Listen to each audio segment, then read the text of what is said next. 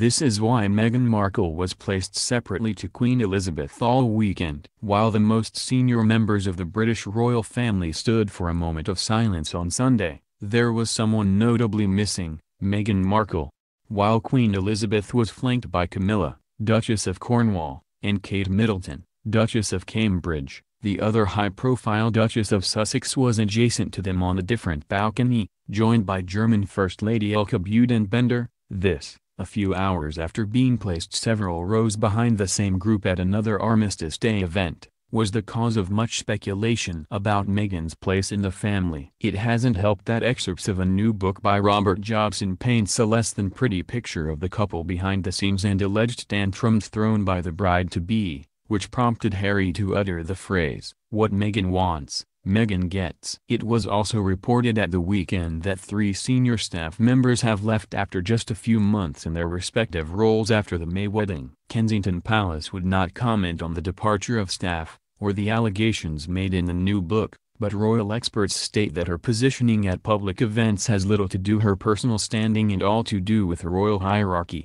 As monarch, the Queen takes center stage, while next in line Prince Charles follows, alongside British Prime Minister Theresa May and then by Prince William, whose role is changing as the family prepares for Charles to take a more centralized role over the coming years.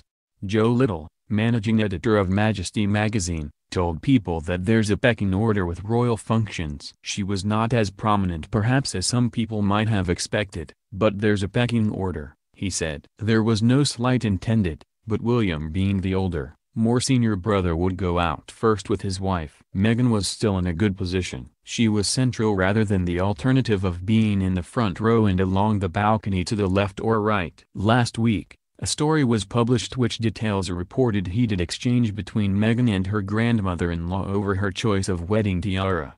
Meghan had her heart set on this tiara with emeralds, and Prince Harry hit the roof when they were told it was impossible for her to wear it, a well-placed source said, according to The Sun, adding that after a very heated exchange with staff, the Queen stepped in and told Prince Harry, "Meghan cannot have whatever she wants. She gets what tiara she's given by me." According to the source, the tiara was out of bounds for the big day as the royals couldn't be certain of its origin, and were reportedly concerned it may have come from Russia.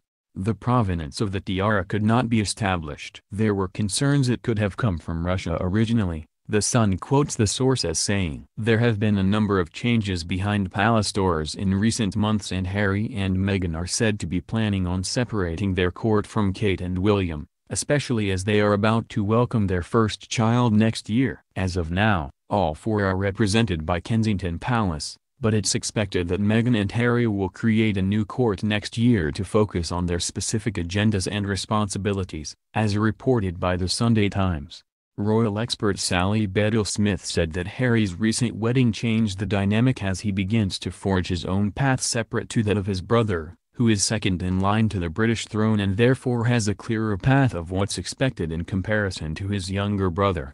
The arrival of Meghan has changed the dynamic of the relationship in a fairly significant way, Smith told People. It is inevitable and practical because it gives Harry and Meghan some freedom to build up their own collection of interests and charities. Meghan has very strong views on what she is interested in, and that may be what Harry shares, but not what William and Kate share. Last month, after the article was first published, Smith told Vanity Fair that the brothers' closeness was always as an anomaly, especially compared to Prince Charles and his siblings.